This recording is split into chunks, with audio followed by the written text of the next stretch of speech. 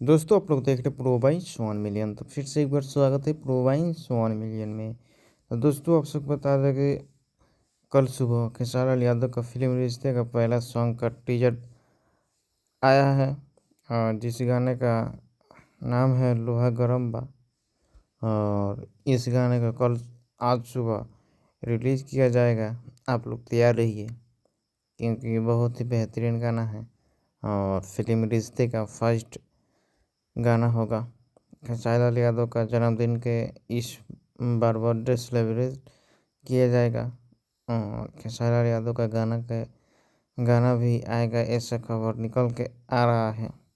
बाकी पोस्ट करने के बाद शुरू होगा कैसे क्या होता है। खेसारी लाल यादव का समर्थक है, चाहने वाले लोग हैं, खेसारी लाल यादव का बर्थडे विश करते हुए जगह जगह से होल्डिंग आ रहा है और प्रीति प्यार के